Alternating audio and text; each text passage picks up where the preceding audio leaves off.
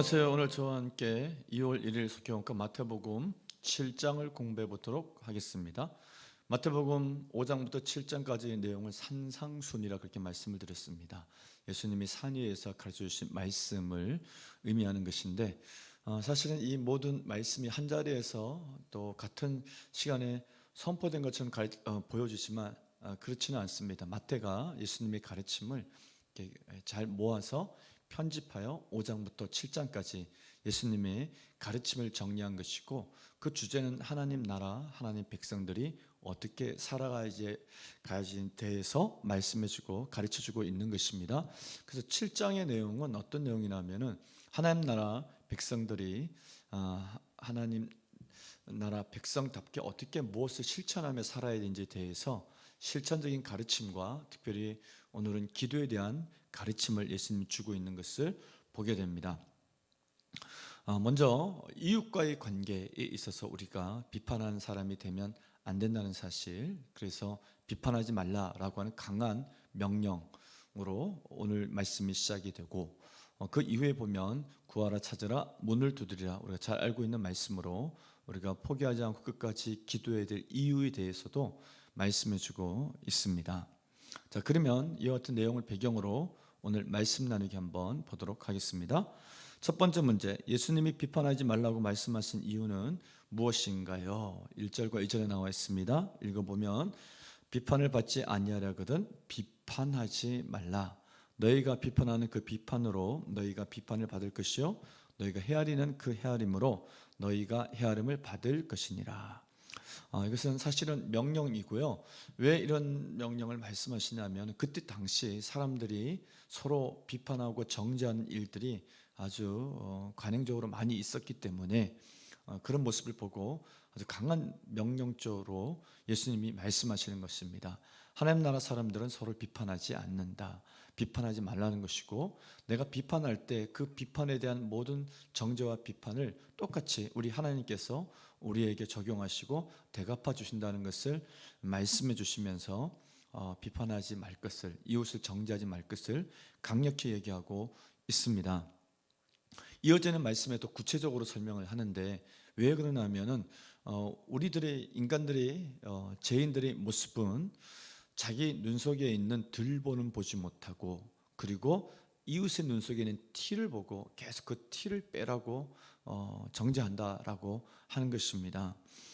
나를 바꾸기보다는 사실을 이웃을 정죄하고 이웃을 비난하면서 이웃이 바뀌기를 바라는 죄인의 습성이 잘 드러나 있는 것이고, 사실 이와 같은 모습은 우리들의 모든 사람들의 모습이기도 합니다.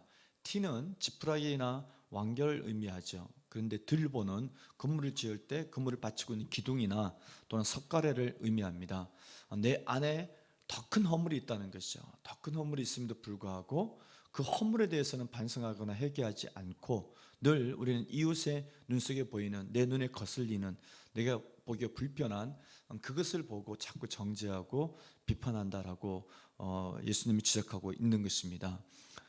야고보서 말씀을 보면 야고보서 4장 12절에 야고보가 이와 같은 모습이 교인들에게 보여질 때 뭐라고 얘기를 했냐면은, 입법자와 재판관은 오직 한 분, 능히 사람을 구원하기도 하시고 멸하기도 하시는 하나님 한 분밖에 없는데, 너는 누구이기에 이웃을 판단하느냐, 정죄하느냐, 비판하느냐, 그렇게 말씀하고 있습니다. 야고보가 볼 때 예루살렘 교회 안에 서로 비판하고 정죄하는 모습이 많았던 것이죠.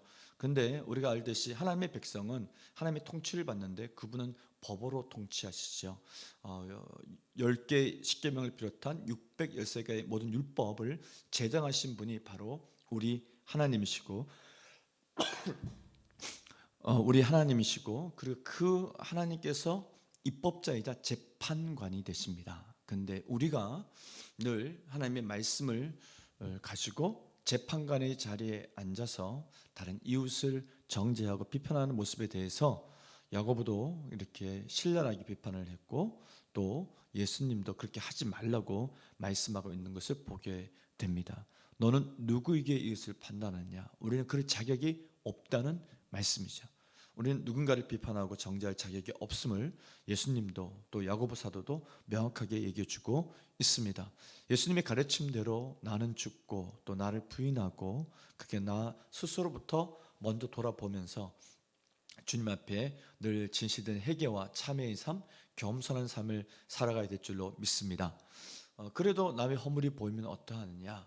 우리가 노아와 그의 아들들의 이야기에서 교훈을 배우듯이 그걸 고발하고 말하기보다는 뒷걸음쳐 들어가서 아버지의 벗은 것을 덮어주었던 그 아들들처럼 우리는 다른 사람의 허물과 약한 부분들을 우리는 이해해주고 감싸주고 또 그것이 고쳐지기를 마음으로 기도하는 그런 태도를 가져야 될 줄로 믿습니다. 두 번째 문제, 구하고 찾고 두드리는 이에게 일어나는 일은 무엇인가요?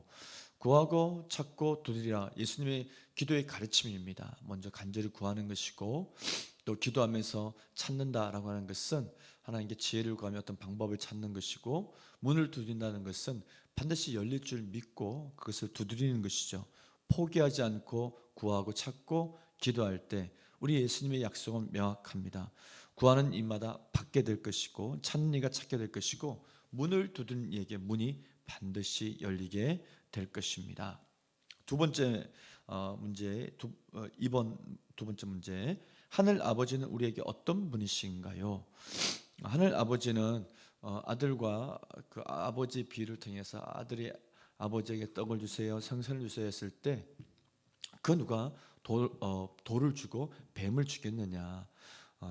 인간이 악할지라도 자기 자식에게는 잘하는데 하물며 너희 하늘에 계신 아버지께서, 너희를 지으신 하나님께서 너희에게 구하는 것을 주지 않겠느냐?